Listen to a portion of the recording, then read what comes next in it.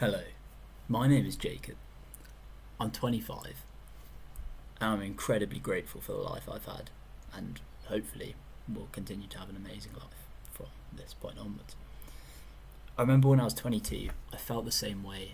I look back, especially at that year, it was a very good year, but I'd also recently graduated from university, got a decent degree with a 2-1, which is pretty good, better than I thought I'd get, to be honest.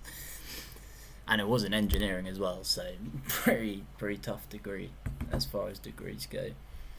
But I looked back, I paused for a second, and I thought, wow, I feel like I've lived 5 lives this year. I went on. I was privileged enough to be able to afford a holiday to Germany and Austria from England, where I live, which was fantastic. We explored some of the Alps. We saw some of their like traditional lederhosen, live music. Had some steins. Yeah, explored the mountains. Had some great food. That alone, that holiday alone, I'm incredibly grateful for. But I also went to my first ever music festival, at which I camped over at, and that was also really fun.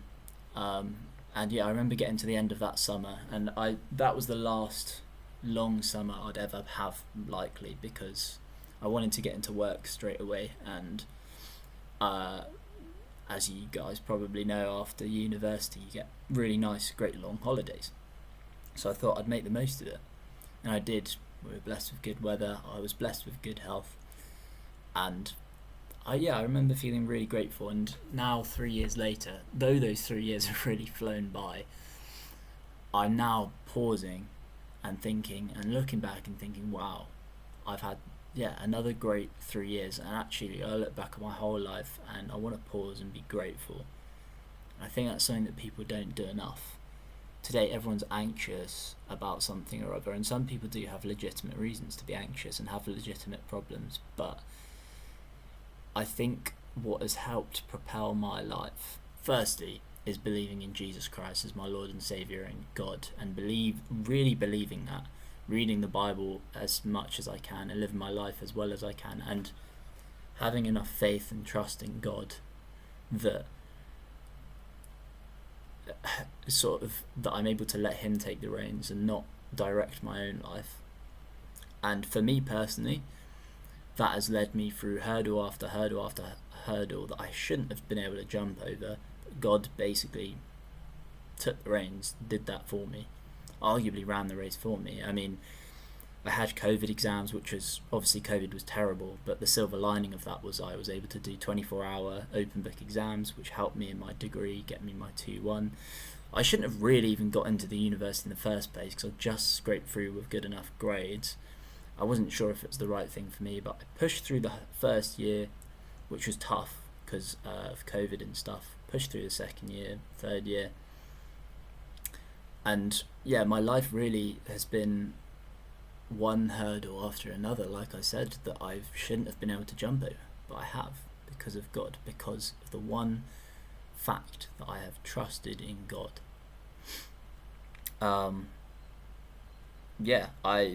I've been to 5 or 6 music festivals now that have all been phenomenal.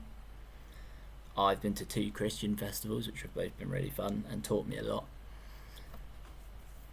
I've been happy and relatively healthy now for 25 years, which is more than 90% of humans can say in the history of humanity, right?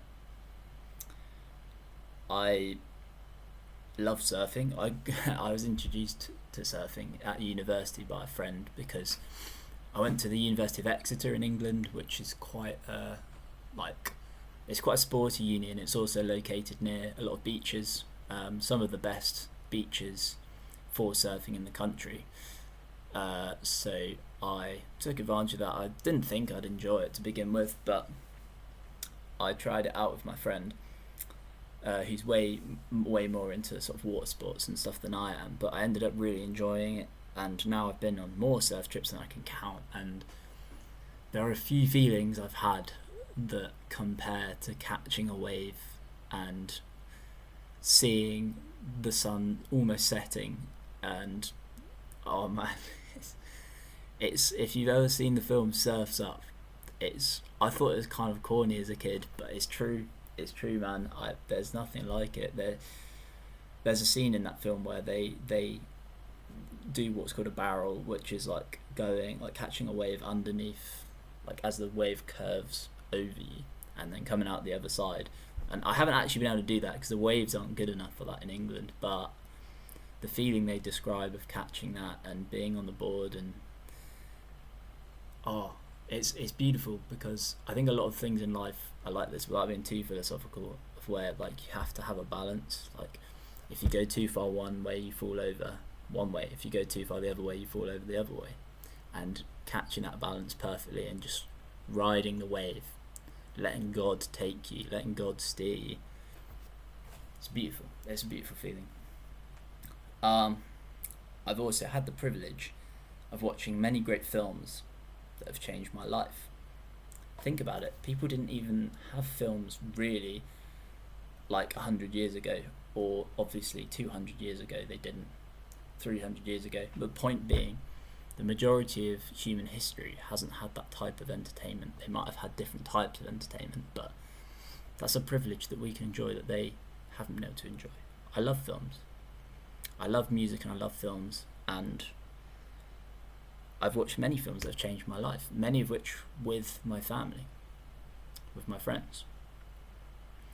That's a privilege that not everyone can enjoy. I remember watching the Lord of the Rings trilogy extended editions with my friends from university in a sort of castle, low-key kind of mansion type of place that my friend was working at and still works and lives there, and we had the place to ourselves, and it was very, very Lord of the Rings. We watched it in like a cozy room of a fireplace, and there was also a big sort of medieval hall there as well, which was very Game of Thrones, Lord of the Ringsy. So that was really fun. I'm very grateful for that. I've been able to get a degree that allows me to work and live entirely independently. Not many people can say that, especially now. I think especially Gen Z would struggle to be able to say that. I am still renting at the moment. I don't have a mortgage yet, but I've found a beautiful girl as well within the last year who is now my fiance, and if all things go to plan, I will be living with her shortly, and the plan is within the next couple of years to be able to save some money and lay down a mortgage, which I think is fairly realistic even in this crazy UK housing climate. I believe we can do it, and so we will do it. And that's been the story of my life, against all odds. No matter the odds, you believe, and somehow you pull it off, somehow.